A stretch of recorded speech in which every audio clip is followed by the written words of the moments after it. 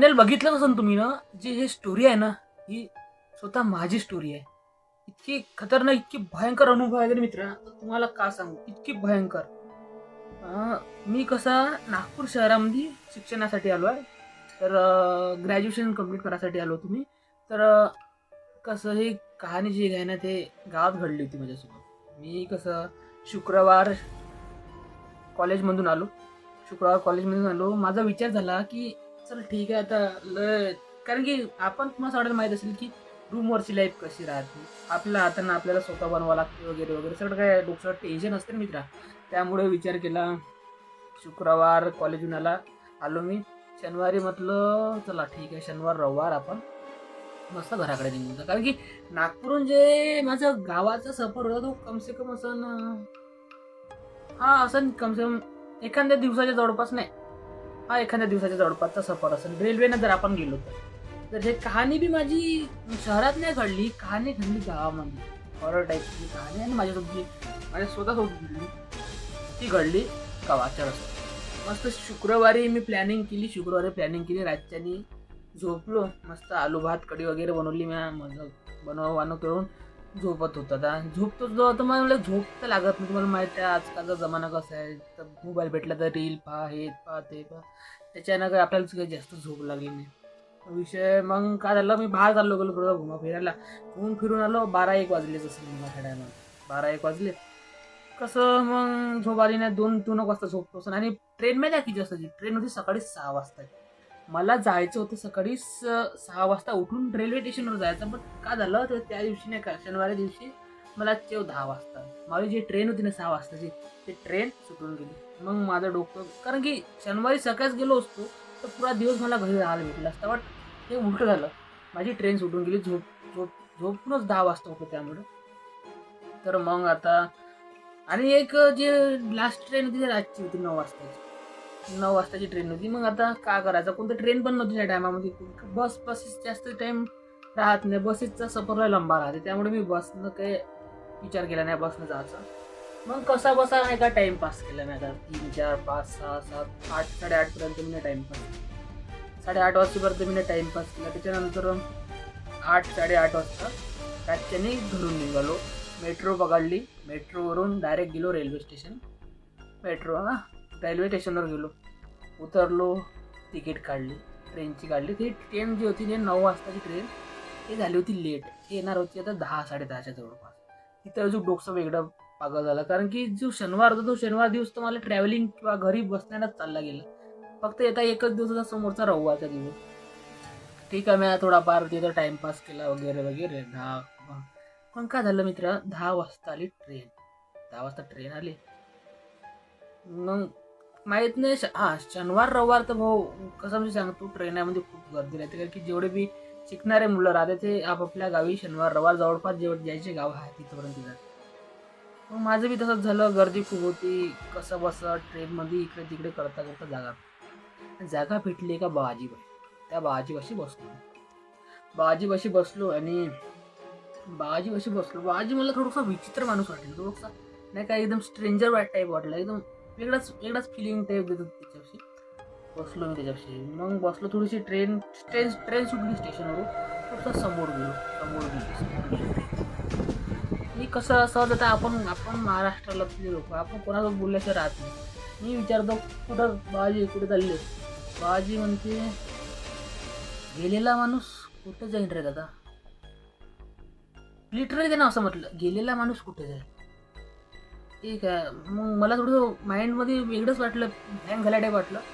मग गेलेला माणूस कुठं जाईल. ठीक आहे, मग असं तसं म्हटल्याच्या बाद मग तो त्याच साईडचा होता जिकडे मला गावाच्या साईडचा होता. मग समोर चालले गेले. जो कमसे कम 2 स्टेशन नंतर सपोज आता मी विचारून बघितलं त्या बाबाजीला, की बाबाजी तुम्ही कुठं चालले. सॉरी, त्यानं मला विचारलं की तू कुठं चालला दादा. मी म्हटलं त्याला माझ्या गावाचं नाव सांगितलं. मी त्या गावाला चाललो असं म्हटलं. मी तो का म्हणते, खरं मी बी शॉक झालो त्या टाइम. तो का म्हणते की नको जाऊ. मी म्हटलं काऊन बाजी मावल्या घरी जाऊन नाही का मी. तो म्हणते नको जाऊ. काऊन? कसा करू करू तो काय म्हणते, कोणतरी राहते म्हणते तिकडे, ती बाई आहे म्हणते, म्हातारीशी बाई आहे म्हणते. आता आपण आधुनिक काळातले माणसं, आपल्याला काय तेवढं वाटलं नाही की असं काही असेल म्हणून. बट ते अनुभव बहुत खतरनाक होते माझे, ते तुम्हाला सांगणार आहे ना मी, बहुत खतरनाक अनुभव आहे. मग विषय गंभीर कसा झाला त्याच्यानंतर मी ठीक आहे, त्या बाजीचं काही तेवढं घेतलं नाही. तर त्या बाजीनं तसं म्हटलं मला, त्या गोष्टी नको जाऊ, तिकडे कोणतरी राहते बुढी टाईपची थोडीफार, एकदम भयंकर टाईपची दिसणारी बाई, कशी काही हिंमत केली तर. आणि तसं म्हटल्यावर तो माणूस म्हणजे झपकन उठून चालला गेला. मथराचा बाजी तो भडकन उतरला, उठला तिथून असा समोर चालला गेला. मी काय ध्यान दिलं नाही. मग ते लोकल टाईपची ट्रेन राहते ना, हो लोकल टाईपची ट्रेन डायरेक्ट असं डब्बी नाही राहते ट्रेनले.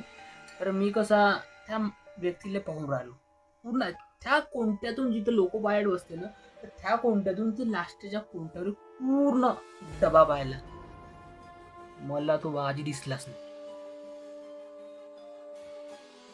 मला तो बाजी दिसलाच नाही भाऊ, मला तो बाजी दिसलाच नाही. मी कसा बसा पाहून राहिलो त्याला, इथं दिसून तिथं दिसून मला कुठंच तो बुडा दिसला नाही. आणि मेन गोष्ट माहिती काय झाली, ते ट्रेन कुठं थांबली बी नव्हती. आणि बिना ट्रेन थांबून तो उतरूच शकला नसता ना. ट्रेन थांबली तो गेला कुठं, मला तेच विचार, माझ्या डोक्यात तेच चालू होतं. म्हटलं काय रहाम असं काय झोप वगैरेची आहे ना, काही वेगळंच काही सिस्टीम असून ते. तर मी उतरलो. मी कधी ज्या सीटवर बसलो त्या बुड्यासोबत, त्या सीटपासून ते बसलो. कसं बसत 10, 10:30, 11, 12, 12, 15 का 12:20च्या जवळपास मी स्टेशनवर पोचलो. रात्री कमसे कम 12:20 उतरतो. आता माझ्या वडिलाला कधी गाडी चालवत नाही, तर मी कधी घरी फोन नाही लावला की मला घ्यायला या. कारण की ज्या स्टेशनवर मी उतरलो त्या स्टेशनपासून माझं गाव असेल कमसे कम 5 किलोमीटर. आणि आपण जवान माणसं, आता कोणी दिसलं नाही तर का ते थांबल्यापेक्षा मी निघून गेलो पैदल. आणि असली गेम झाला त्या पैदल. जर मी पैदल निघालो नसतो ना, ही अशी घटना घडल्या. मी पैदल निघालो नसतो तर ह्या अशा घटना घडल्या नसत्या. का झालं मग सांगतो. समोर कमसे कम मी गेलो असेल 100 मीटर दूर. काय बोलावलं नाही मी कोणाला, माझ्या वडिलाला वगैरे नाही बोलावलं मी. चला बा आता 5 किलोमीटरचा रस्ता आहे, गाणे वाणे लावून दिले आपले मस्त एक नंबर, खतरनाक टाईपचे गाणे लावले ना. चाललो आता पैदल रस्त्यानं. आणि आजच्या बाद त्याच्या पहिले मी कधी ह्या ट्रेननं आलो नव्हतो. मी 9 वाजता ट्रेननं कधी आलो नव्हतो. आणि आलो बी होतो तर माझ्या फॅमिली मेंबरसोबत आलो होतो किंवा मित्रासोबत आलो होतो. पण आज पहिल्यांदा होतो मी एकटा आलो होतो. आणि एकट्याचा अनुभव एवढा खतरनाक झाला ना, त्याच्या बाद कधी एकटा जायचं इच्छाच नाही आला. मग काय झालं, समोर जाऊन राहिलो 100 मीटरच्या जवळपास. मला असं झालं की समोर पाहतो मी तर मला तिथे डाव्या बाजू आहे ना, डाव्या बाजूवरून रस्त्याच्या डाव्या बाजूवरून उजव्या बाजूला कोणती एकदम फडकन जाताना दिसलं. असं एकदमच जसं काही दौडत गेलं. भाऊ आत्ते मला अंगाले काठी राहिले आत्ते अंगाले. भाऊ खरंच खोटं नाही सांगत, डाव्या बाजून तू उजव्या बाजूला नाही का सपकून जाताना दिसले. म्हटलं साला का होई. मग मी विचार केला समोर जाऊन गाण्यामध्ये ठीक आहे बघ, कोणी प्राणी जंतू असेल, कारण की जंगली एरिया राहते ना, त्यामुळे मला वाटलं कोणते प्राणी जंतू की वगैरे असेल नाही का. त्याच्यानं काही मी तेवढं माइंड नाही गेला त्या गोष्टी नाही का. तर मग अजून समोर गेलो. मग एक झाड होतं, झाडाचं नाव नाही माहिती मित्र मला काय आहे तर, एक झाड होतं. हा झाडाच्या मला वाटलं झाड होतं. ते झाड पाहिलं ना पहिले, कोणीच नव्हतं. पण मला आवाज झाला का त्या झाडापाशी कोणी ना कोणी असल्यावर नाही का. समोर गेलो नंतर त्या झाडाकडे पाहिलं ना असं, तर मला वाटलं की कोणतरी मला असं कोण राहिलं. मला पाहिलं तर भडकन असं मागं झालेलं असं वाटलं मला. मला वाटलं आता भाऊ गौरव बरीच सोय आहे नाही आता इथं. मला वाटलं की मी कोणाच्या सपाट्यात सापडलो आहे, म्हणून मी हागे ती पाय लावत पळणं सुरू केलं. पहिले चालत गेलो. चालत गेल्यानंतर मी पाहतो तर काय मागं पाहायला गेलो. एक बाई भाऊ ऐकून घ्या, मागं पाहिलं ना मी, एक बाई. आणि जो बुडा मला रेल्वे मध्ये दिसला होता ना, तोच बुडा तिच्या पाठीवर बसला होता. तोच बुडा तिच्या पाठीवर बसला होता. माय फाटून हात येऊन गेली. मी पळून राहिलो असा जोऱ्या जोऱ्या स्पीडनं भाऊ. माय पूर्ण लिटरली मला पूर्ण हात पाय पार मला काटे वाटे घामाजो करून गेलो भाऊ. मी कसं सांगू तुम्हाला, खोटं नाही बोलत, घामाजो करून गेलो. बुढा तो त्या रेल्वेमध्ये मला म्हटलं त्या रस्त्याने जाऊ नको, बुढा आणि ते मी पायाच्या फिकरीत मी पहिले आरामात तवडून चाललो होतो. मी पळत होतो असा मागून तो माणूस मागत पैदल चालत होती. तिचे डोळे पाय असं वाटते की त्या बाईनं कधी ते बाई पूर्ण पाण्यात होती. कधी थोडं पांढरा चेहरा आणि ते डोळे लाल लाल भाऊ, ती केस एकदमच गुंडऱ्या टाईपची केस आणि तो माणूसच्या पाठगुली बसला होता. पूर्ण फाटून हात येऊन गेली. हे आता सुद्धा मला हाताचे काटे उडवले त्या गोष्टी ऐकून. हो एवढे खतरनाक म्हणजे माग मी मग एकदम जोरात पळणं स्टार्ट केलं. सडक काम घेऊन पळून राहिलो. मग दिसतं पळून राहिलो माग येऊन मग समोर पळत होतं ते काठानं असं उजव्या बाजून इकडे अशी पळून तो पळते. ते दोघं जण मला फाटून तोडून त्याच्यापेक्षा नंतर ह्या साईडनं होते, कधी ह्या साईडनं होते, ह्या पळून राहिलो मी त्याच्यामध्ये पागल टाईपून गेलो. नंतर समोर कधी होते, समोरही दवडते ते बाई, ते समोर दवडत जाईन तो माणूस असा पळतून माझ्याकडे बापरे म्हटले का होय एवढं लहानपणामध्ये मी एवढा खतरनाक अनुभव घेतला. त्याच्या बाद का झालं ते तसेच पाहून राहिले, चालून राहिले.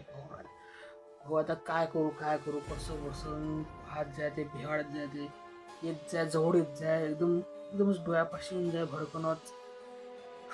देवा म्हटलं आता काय करू. समोर गेलो त्याच्याच दवडाच्या मध्ये काय झालं, समोर मंदिर होतं, हनुमानजीचं मंदिर होतं. हनुमानजीच्या समोर मंदिर होतं. त्या मंदिरामध्ये जाऊन बसून गेलो भाऊ. मी रात्रभर त्या मंदिरात राहिलो. नाही तिथून 12-1 वाजताच्या 1:30-2 वाजता त्या मंदिरातच राहिलो. तिथून हटलोच नाही. मग सकाळीच गेल्याबरोबर मला घरच्या सांगितलं किंवा मी रातभर मी त्या मंदिरात. एवढा खतरनाक अनुभव झाला माझ्यासोबत, होतच खतरनाक. आणि मग घरच्यांनी सांगितलं की त्या रस्त्यानं असं काहीतरी घडलं होतं. तेव्हापासून त्या दोघं जण त्या रस्त्यानं भटकत राहते आणि त्या भटकत्या आत्मामध्ये तू सापडून गेला त्या दिवशी. पण हे असं काहीतरी झालं तुझ्यासोबत. तेपासून भाऊ कसं सांगतो, मी रातचा सफर कधी करतच नाही त्या रस्त्यात, कधीच नाही करत, नाही करणार आता कधी. हो बार हाती येऊन जाते यार मित्रा. स्वतः अनुभवलेल्या गोष्टी तुम्हाला आता तर फक्त गोष्टीच वाटन तुम्हाला, बट ह्या बहुत खतरनाक टाईपची चीज राहत. पर फाटून हाती येऊन जाते.